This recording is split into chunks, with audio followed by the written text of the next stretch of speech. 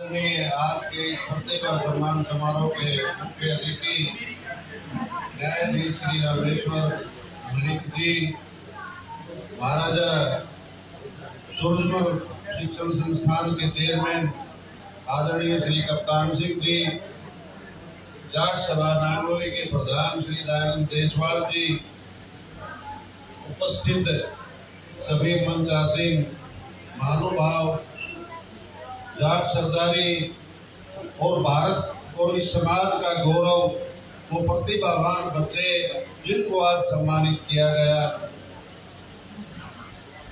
आज नांगलोई जाट धर्मशाला में ये सम्मान समारोह किया गया।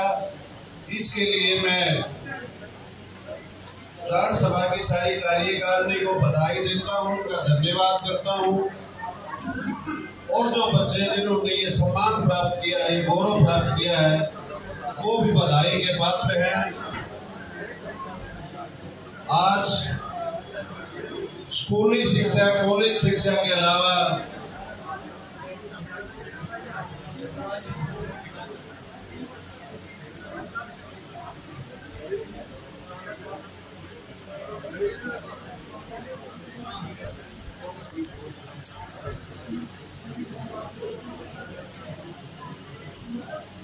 हमारे समाज के लिए जिस प्रकार से दीनबंधु रहबर आजम चौधरी छोटू राम जी ने शिक्षा के लिए आगे बढ़ने का संकल्प लिया था और आह्वान किया था कौम को, उसी के मद्देनजर जब उन्होंने 1913 में पहली बार लोगों के सहयोग से जाट संस्था की नींव रोहतक में रखी, तो जिस क्षेत्र में जिस कौम ने ज्यादा शिक्षा हासिल की वो कौम आगे बढ़ी, वो कौम सफल रही। अब शिक्षण संस्थान, स्कूल और कॉलेज तो हर जगह बहुत ज्यादा है। हमारे बच्चों पर कंपटीशन का बड़ा दबाव रहता है। तो इस विषय में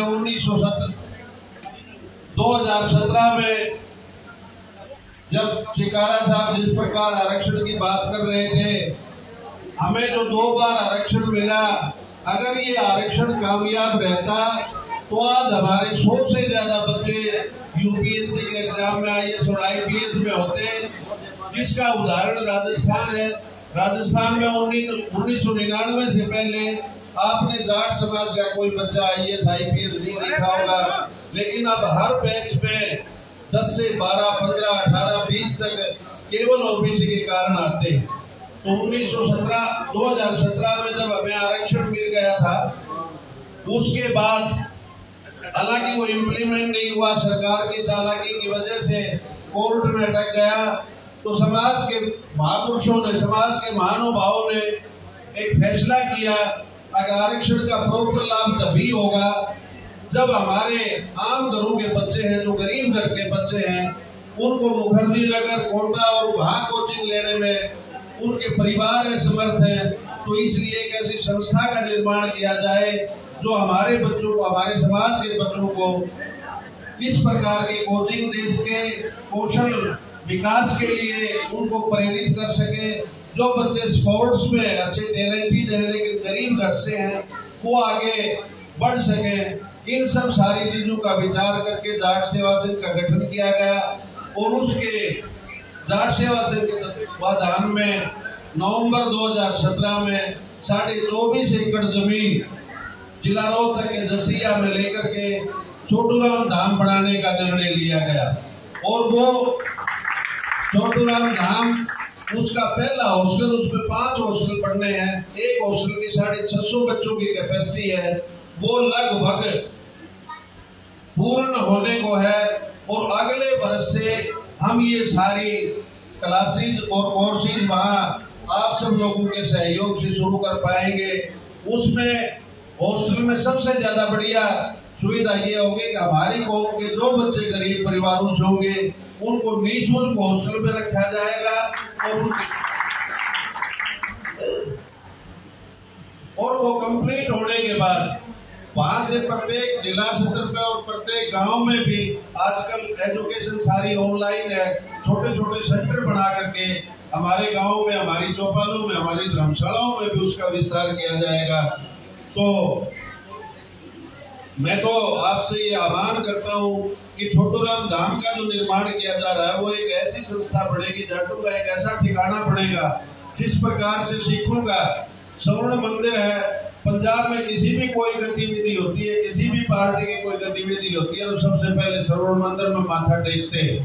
इसी प्रकार से इस धाम को आप ये जितना जल्दी समय पर पूरा हो जाएगा, हर राजनीतिक पार्टी जिनके पीछे हमें भागना पड़ता है वो स्वयं आकर के वहां धाम पे आपकी कौम के सामने माथा टेकेगी। जिस प्रकार से कर्नाटक में लियांगेटो ने एक ऐसी संस्था बनाई, पिछले आपने कर्नाटक चुनाव में भी देखा होगा कि जो भी रूलिंग पार्टी है या जो अपोजिशन पार्टी है, सभी पार्टी के नेता सबसे पहले लियांगेटो के मठ पर जाते हैं। तो इस प्रकार की आपकी कौम ने एक शुरुआत की है, आप सब लोग इसमें सहयोग करें। मैं पुनः उन बच्चों को जो आज जिनको सम्मानित किया गया है उनको बधाई देता हूँ, उनके उज्जवल भविष्य की कामना करता हूँ। और आपकी जाट सभा धर्मशाला ने जो ये शानदार आयोजन किया इसके लिए इनका धन्यवाद, और मुझे यहाँ बोलने का मौका दिया इसके लिए आप सबका बहुत बहुत धन्यवाद।